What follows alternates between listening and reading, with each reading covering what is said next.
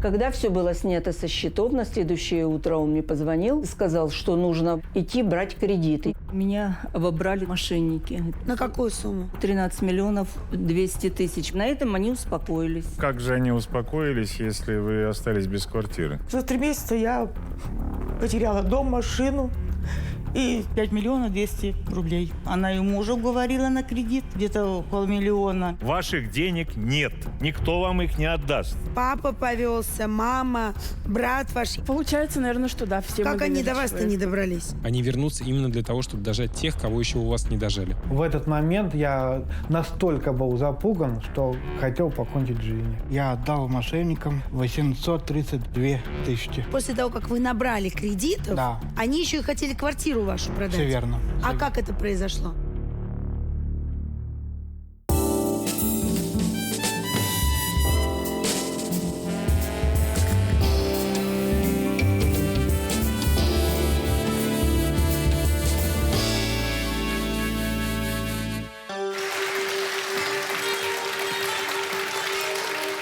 Добрый день! Мы часто в этой студии говорим о том, что не берите трубки с незнакомых номеров.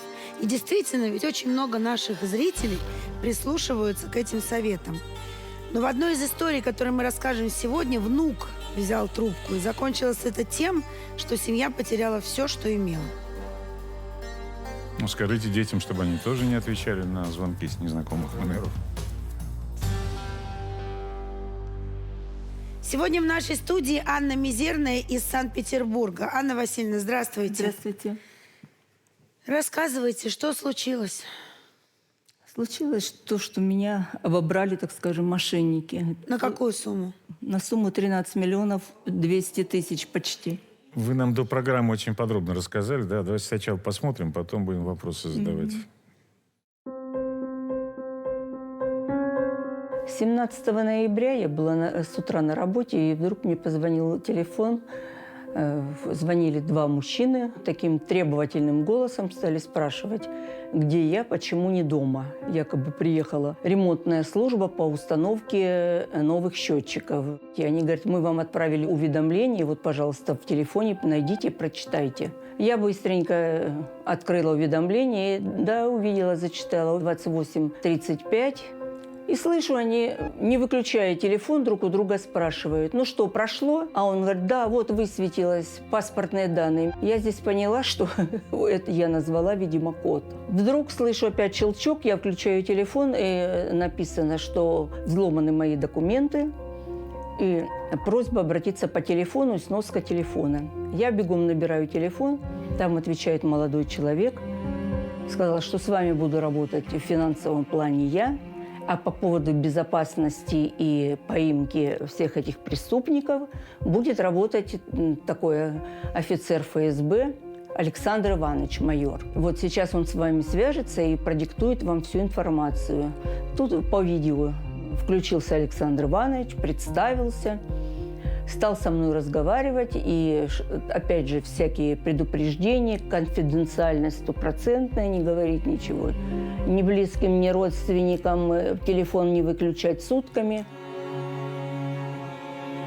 Он все время разговаривал со мной по видеосвязи. Он был в форме, сидел в таком представительном, презентабельном кабинете и сказал, что будем делать. Для этого нужно было быстро снимать все счета денежные в банках, переносить на безопасный счет. Я сходила в банки, со всех счетов сняла деньги в сумме 2,5 миллиона рублей.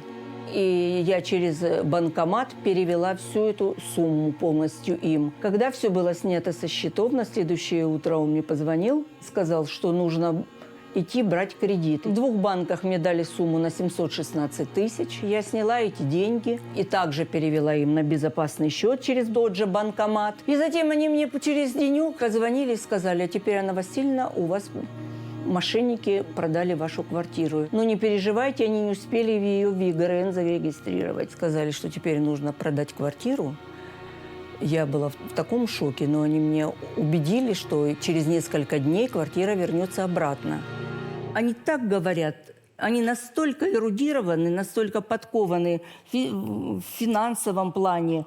Я еще спрашиваю, говорю, Роман, а вы что заканчивали? А он говорит, Финансовый университет. Что, кстати, может быть правдой. Да. Когда вы снимали деньги со своих счетов и переводили на безопасные, уже как-то, ну, понятно, находясь под влиянием таким. Да. Но кредиты брать зачем? Было объяснение такое, что так как у вас небольшая зарплата и небольшая пенсия, у вас должна быть своя кредитная история на тему, сколько вам могут дать кредита все банки, сколько вот вам дадут, чтобы вы могли погасить. Поэтому нужно сейчас взять кредит. Если вам больше другие банки не дадут, мы этот кредит тоже вносим на счет, возвращаем сразу сами деньги в этот банк. Кредит полностью возвращается. Типа вам просто надо было проверить, какую сумму может дать банк. Да, и банк мне дал, 2 банка дали 700 тысяч, больше не дали. Ни в одном банке. На этом они успокоились. Как же они успокоились, если вы остались без квартиры? Нет, они успокоились только на кредитном деле. Вы нам тоже рассказали, как вы лишились жилья. Посмотрим на экран.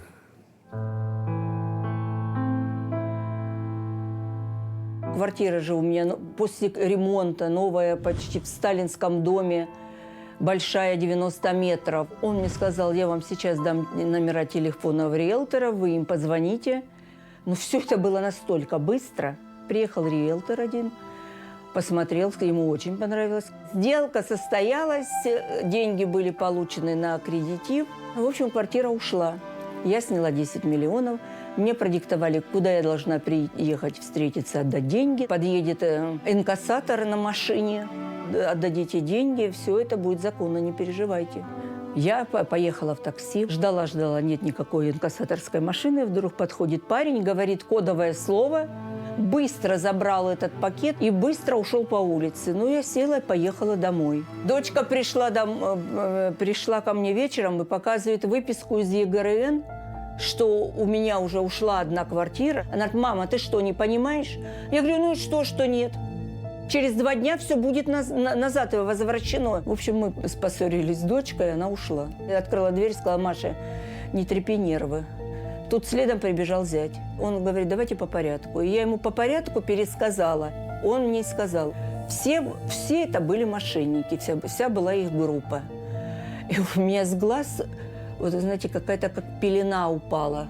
И я прям осознала, что вот это мошенники. К вечеру вызвали скорую, меня тут же увезли в больницу на месяц. В итоге за эти 3 недели общения с этими мошенниками я потеряла 3 200 000, по-моему, тысяч рублей. И продала квартиру за копейки, отдала деньги. Общая сумма потери 13 миллионов с чем-то. А сколько вообще ваша квартира стоит? Ну, в пределах 19-20. А сейчас-то вот история с квартирой, по крайней мере, Квартира как арестована. Когда меня увезли в больницу, дома оставались родственники, сестра оставалась. И она вышла в магазин. А когда возвратилась через час, то там стояли 2 таких крупных мужчины. Сказали, вам проход закрыт. Они уже срезали все замки. Вот, да, вставили свои. И уже полностью хозяйничали в квартире. Но там же было все, что можно в квартире моей, понимаете, да? В вашем деле, как я знаю, редко такое случается, но какие-то подвижки есть, и даже кто-то задержан. Да, задержан.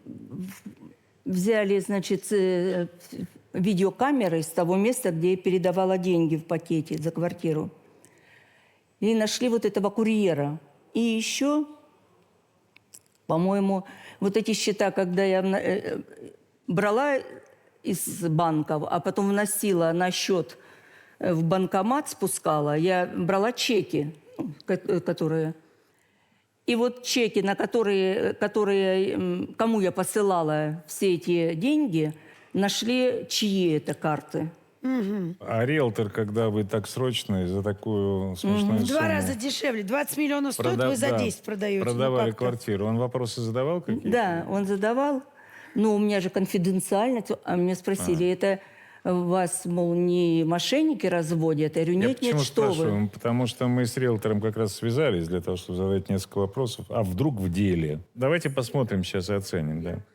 Она сама позвонила с рекламой, говорит, приезжай на просмотр, хочу продать квартиру. Я документы у нее запросил, но мне все скинул, потом согласовали просмотр. Я приехал на просмотр, все посмотрел, фотографировал, мы с ней поговорили, причину продажи. Все спросил. Супер адекватная женщина, говорит, взрослый, у меня муж в квартире умер, я здесь не могу находиться, я строю дом, мне нужны деньги за стройку дома. Чем быстрее, тем лучше, бла-бла-бла. Были подозрения поначалу, да, там одинокая женщина, квартира, все дела. Я ей сказал, сейчас работают телефонные мошенники, вы деньги точно никому не отдадите. Она говорит, точно деньги никому не отдам. Но когда начала торговаться за шторы, было очевидно, что она как бы, ей реально нужны деньги. А потом она мне звонит уже после сделки, когда она получила деньги, она говорит, а я дала деньги мошеннику. Случилось как случилось, я сам был в шоке.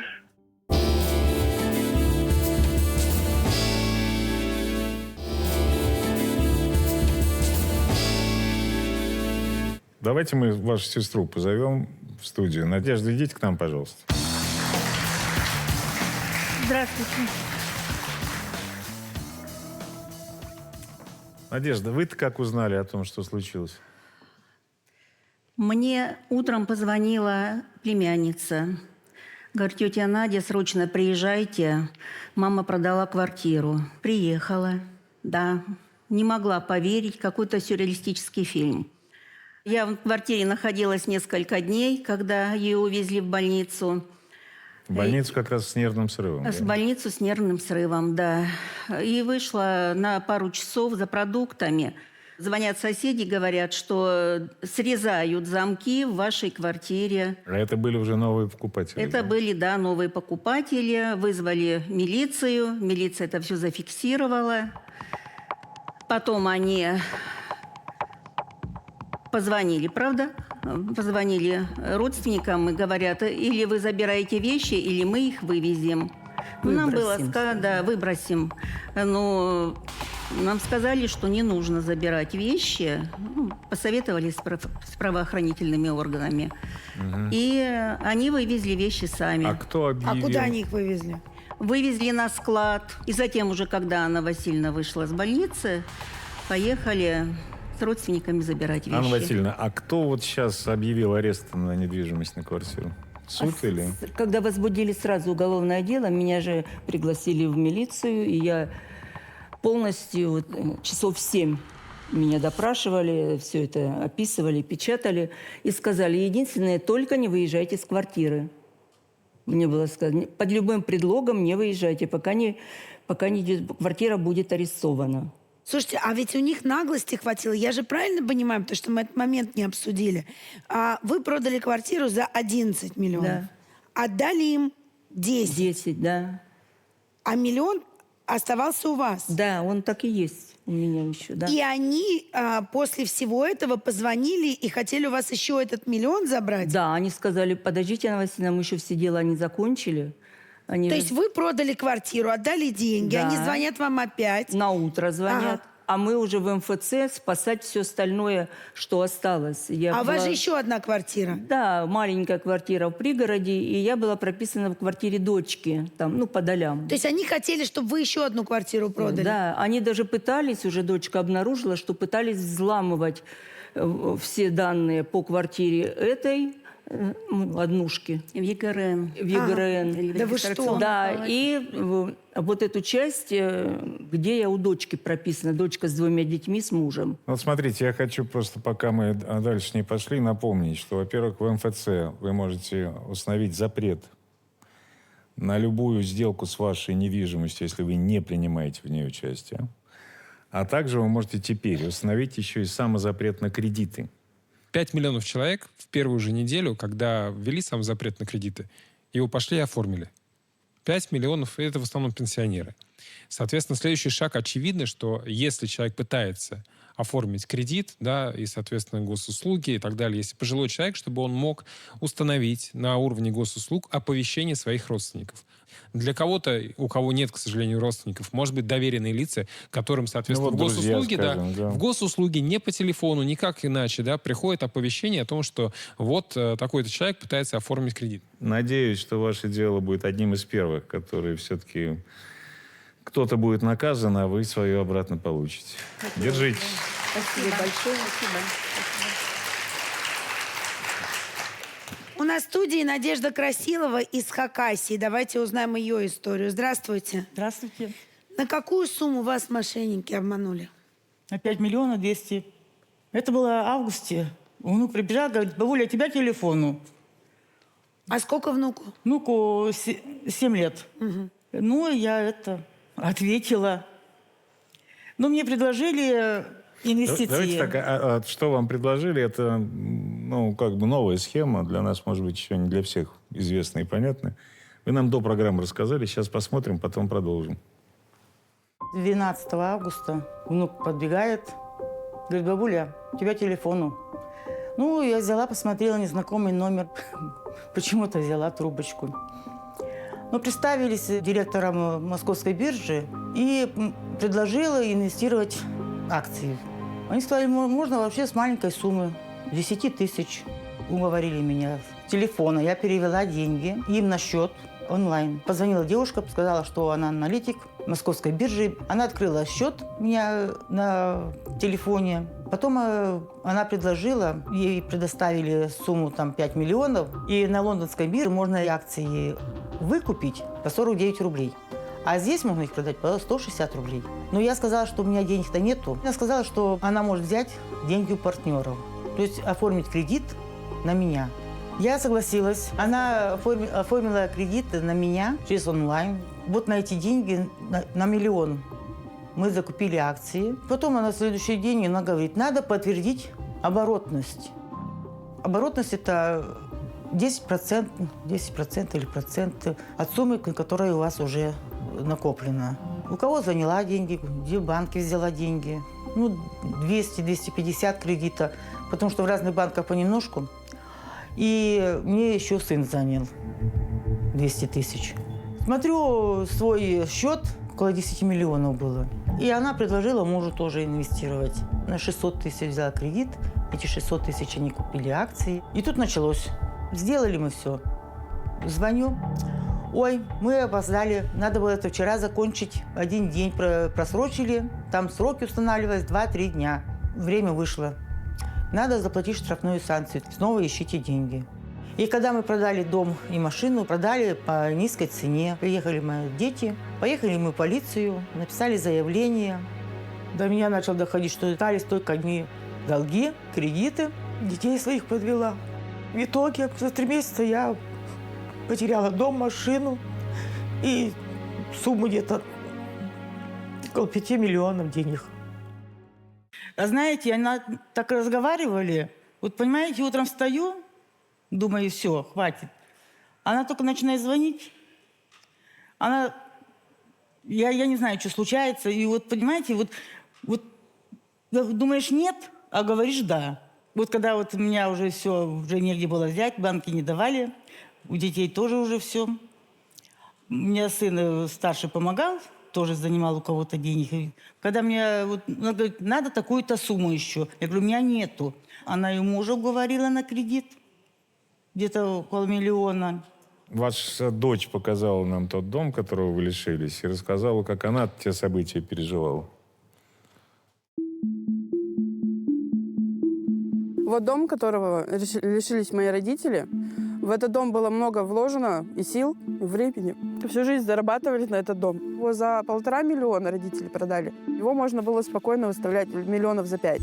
В начале октября 2024 года мне брат позвонил, сообщил новость, что родители продали дом. Они попались мошенникам. Я приехала к маме, пыталась ее уговорить, что нужно ехать в полицию. Она не соглашалась, брат мой ее уговаривал.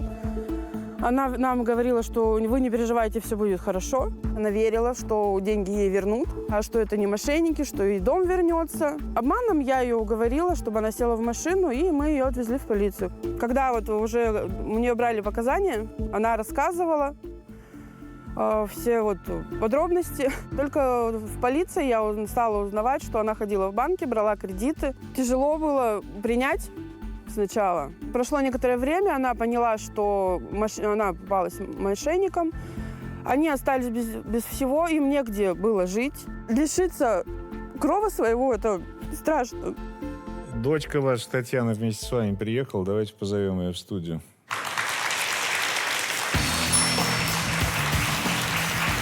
Татьяна, здравствуйте. А у вас все в семье такие доверчивые? Папа повелся, мама, брат ваш, я так понимаю, да? Здравствуйте. Ну, получается, наверное, что да, все мы А как они до вас-то не добрались? Тут нюанс маленький уточню. У мамы 2 сына и я. То есть тот брат мой старший, Илья, который деньги маме передавал, он, наверное, тоже более доверчивый, чем я, и второй брат Иван. Как-то нас почему-то это обошло, во-первых, стороной вся эта информация. Долго мы этого не знали. А как вы узнали? Брат должен был поехать забрать машину, отвезти в ремонт. Приехал, машины нет. Начал спрашивать у родителей. Сначала у папы спросил, где машина. Он сказал, спроси у матери. Он пошел к маме. Спросил у мамы, где машина. Она сказала, что продали. И он просто, в сердцах, видимо, я не знаю, как-то так сказал. Ты еще, говорит, скажи, что ты дом продала. А мама и говорит, да, мама, продала? да, и сказала, да, я дом продала. И тут ваш брат все понял? Да. Слушайте, у меня есть полное ощущение того, что ваша мама до сих пор уверена, что все вернется, да? Мне тоже так кажется, если честно. Мне, если честно, тоже так кажется. Есть надежда. А вы вообще сейчас осознаете, что с вами произошло? Сознаю. Вы понимаете, что это мошенники? А как вам должно это вернуться? Понимаете, до Нового года у нас все контакты с ней закончились, вот с Мариной. В марте мне позвонили. Я снова взяла трубочку с незнакомого номера. И меня спрашивают, вы инвестировали деньги? Я говорю, да. С Мариной Деминой работали, говорю, да. Но я тогда как раз не могла разговаривать по телефону. Я говорю, я через 2 часа буду дома, перезвоните. Ну и все. Мне никто не позвонил. А почему, зачем звонили? Жалеете? Слава богу, что вам не позвонили, потому что иначе могли бы еще что-то потерять. А меня уже нечего терять. А зачем вы их попросили перезвонить вам через 2 часа? Ну, я все-таки надеялась, думала, вот эта инвестиция у меня там... Совесть проснулась. Ну, Марина Демина, этот аналитик, с которым я работала... Нет никакой Марины Деминой. Ее нет. И никакого аналитика, Ну, никакой биржи нет. Ваших денег нет. Никто вам их не отдаст. Таких пострадавших, Вы как до вы, сих пор этого не понимаете. Понятно, почему они второй раз звонят, потому что там есть недожатые родственники, Конечно. они знают конкретные фамилии всех родственников, они знают паспортные данные, кто уже сдал кредиты, и они знают, что есть еще 2 детей, которые не вовлечены в эту схему, и, судя по вашей реакции, они вернутся именно для того, чтобы дожать тех, кого еще у вас не дожали.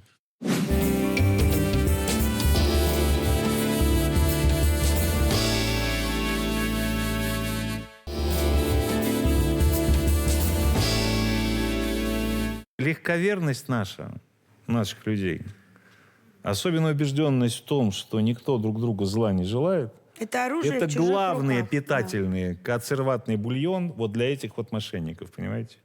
Они этим живут. А сколько мама сейчас выплачивает кредита?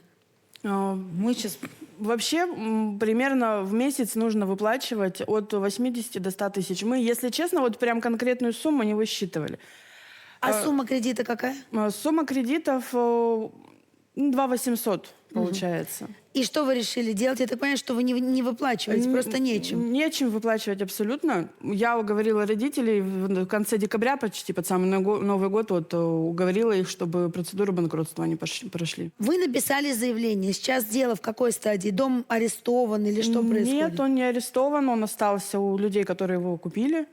Ну, там признали, видимо, добросовестную сделку. Нет. Да, потому что сделка была действительно как настоящая сделка. То есть там нет никаких мошенников этой сделки. То есть дом абсолютно. не перепродан, там обычные люди живут? Да? У меня еще одна просьба. Обязательно сходите с мамой в МФЦ и напишите добровольный запрет на то, чтобы На мама всё. в дальнейшем брала кредиты, распоряжалась чем-то без ее участия и так далее. И смените маме номер телефона. Держитесь. Наш следующий герой Владимир Федоров приехал к нам из Санкт-Петербурга. Он тоже жертва телефонных мошенников. Здравствуйте. Здравствуйте. Сколько вы отдали мошенникам? Я отдал мошенникам, мы насчитали тогда, общая сумма получилась 832 тысячи. Как это произошло, расскажете? Это произошло 17 апреля 2024 год. Я был в этот момент на работе. Мне позвонили на сотовый телефон, сказали, что они из сотовой связи. Говорят, у вас закончился договор, вам его надо продлить. Вот. И мы вам сейчас пришлем код, который вам надо будет назвать. Они мне прислали код. Ну, а что началось после того, как вы код назвали? Давайте посмотрим, вы до программы рассказали. 17 апреля 2024 года я был на работе, и мне позвонили с сотовой компании. И сказали, что у вас заканчивается договор.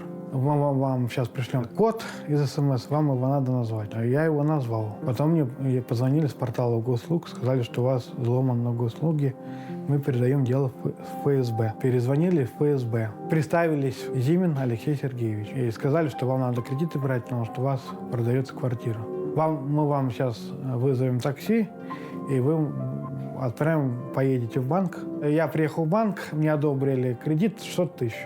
Потом я вышел на улицу, связался с этим Зимином и сказал, что вот я вот деньги сам получил. Зимин сказал, что я пришлю безопасный счет, на который вы мне должны будете деньги перекинуть. Пошел в банкомат, потом деньги перевел. Короче, я ходил целый день по банкам, где-то мне отказывали, а где-то мне давали. А параллельно эти люди оформляли микрозаймы на меня. В банке мне когда отказали, я пришел домой, тут мне позвонил телефон, и мне говорят: Вов, что с тобой? Я говорю, я болею, отстань от меня.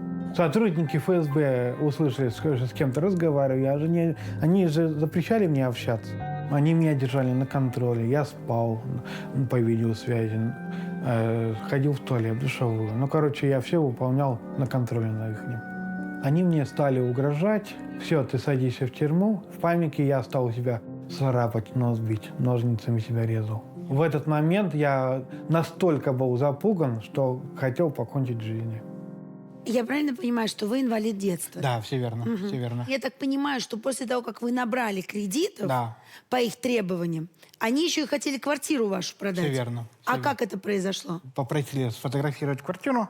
Я им сфотографировал, отправил им. И они объявление сделали на сайте. Вот. И потом как узнали, что моя квартира продается. Аня Орлова муж, Женя Орлов. Это ваши друзья? Это мои друзья. Ага. Да. Женя мне тоже помогает там за техники, в электрике, если я попрошу, мне там что-то сломается. Вот. И потом, как говорится, и он пишет мне: Вов, у тебя квартира продается, с тобой все хорошо? Я говорю: да все хорошо, все хорошо. А вам запретили кому-либо рассказывать? Запретили, да, нельзя было. Потому что, как они мне такую фразу сказали, что вы не должны никому сообщать информацию. Потому что от ваших паспортных данных происходит спонсирование у террориста. Представляете? Конечно, я вы не знаю. Вы испугались? Естественно, я такой шок, у меня стресс, конечно. Правда, что чтобы ваши друзья вас не нашли, вас даже перевезли эти мошенники на съемную квартиру? Это правда, да. Зимин, куратор, сотрудник СБ, говорит, что вы устали, вам надо в отпуск. Мы вам нашли квартиру в Петродворцовом районе. Вы отдохнете, придете в себя, и все будет хорошо. А это после того, как вы стрессанули, стали резать себя, царапать, да, или нет? Да. Они же это все видели, это да? после того. Да. И потом они мне вызывали такси, я поехал в Петродворец на квартиру. Почему я приехал назад? Потому что мне надо было больничный открывать. Я же больничный еще брал по их указанию. И Зимин мне говорит, что сейчас придет курьер, принесет вам карточку. Вот. И тут мне звонок в дверь. Открываю, а это оказывается не курьер, а сотрудник полицейский Пушкинского района. А кто сообщил сотруднику о том, что с вами происходит? Сообщила общественная организация «Перспектива». Они ездили с Евгения, юрист, Екатерина Таращенко, директор организации «Общественная перспектива», и Наташа Нетишинская. Вот А так. как они узнали о том, что с вами происходит? Потому что я не выходил на связь. Я не выходил на связь. Я Они все- занервничали и послали к вам полицейского. Да. Так, и тут вы с мошенником на телефоне, полицейские в дверях. Чем это все закончилось? И говорит: Вов, тебя все ищут. И что случилось? Я говорю: да все хорошо, все хорошо.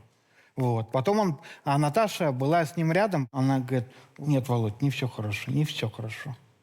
Ну, я не мог рассказывать, потому что мне надо было прийти в себя, я не сразу пришел. Слушайте, о том, как вас удалось найти, как раз ваша подруга нам и рассказала. Давайте посмотрим.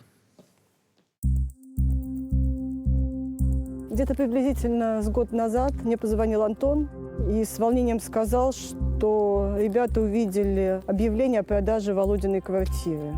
Я очень удивилась, потому что он не собирался ее продавать. Говорила с мужем, говорю: слушай, что-то тут нечисто, давай-ка разбираться. Стали пытаться дозвониться до Володи. Володя не сразу взял трубку, но в какой-то момент взял и сказал, что у него все хорошо, все хорошо, все замечательно. Вот. Я давай звонить по друзьям. Они говорят, что что-то происходит неладное, что-то не так. В итоге мы с ребятами создали чат, стали туда накидывать, кто что вообще знал на эту тему. Подняли, насколько возможно, сотрудников благотворительных организаций, стали его искать. И в итоге мы подали в полицию, был объявлен розыск, и вот в какой-то из дней я приезжаю, там полицейский на месте, я зашла, и он был в квартире. Володя сидел за столом, у него был разбит нос, у него была расцарапана рука. Вот. И я ему объясняю, что: Володя, ты понимаешь, что тебя обманули? И он говорит: нет, у меня все хорошо, все хорошо. Все-таки я уговорила его поехать в полицию, и он даже в машине не верил, что он попался на уловки мошенников.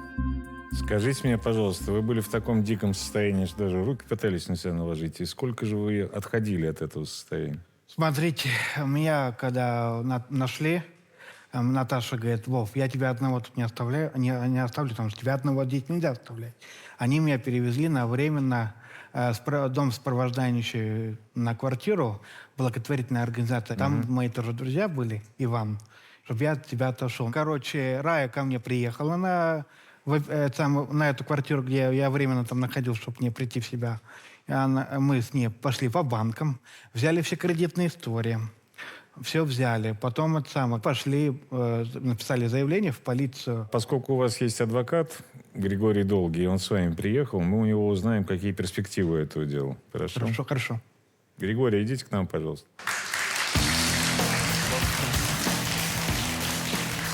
Здравствуйте. Здравствуйте. Как вы узнали о том, что происходит, и почему решились все-таки взяться за это дело, хотя многие считают, что оно бесперспективно? И я узнал о ситуации Владимира через волонтеров фонда, с которой его опекают. Они связались со мной, спросили, могу ли я взять работу Владимира в формате пробона. Я, естественно, согласился. Вопрос относительно бесперспективности этой истории.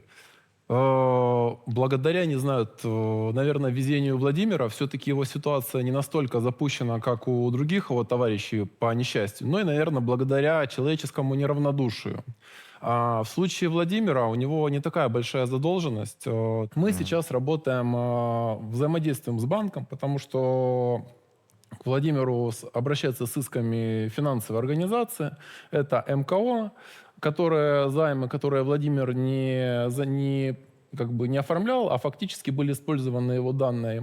И они обращаются в суд с заявлениями о вынесении судебных приказов, мы их, соответственно, отменяем. Потом, соответственно, когда все это перейдет по правилам искового производства, мы, соответственно, будем подавать встречные иски о признании этих договоров незаключенными. А перспективы уголовного дела какие? Слушайте, здесь проблема в чем? Что, да, возбуждено уголовное дело по факту в отношении неустановленных лиц. И проблема в том, что в связи с тяжестью этого деяния производство по уголовному делу может идти достаточно долго. Мы примерно все понимаем, куда ушли эти деньги, кем было совершено это преступление. А по факту, даже из истории предыдущих коллег Владимира, в полиции, оказывается, это банальные низовые исполнители, которые в силу своей, наверное, недалекости Там курьеры те же самые. Да, захотел. Которые за 20 тысяч, за 10 тысяч. Вот за это всё 10, за делают. 20 Да. в СИЗО. В крестах Ну, таких понятно. очень много людей сейчас сидит. И, в принципе, в отношении них выносят приговоры. Но цепочка дальше не движется, да? Но, к сожалению, нет.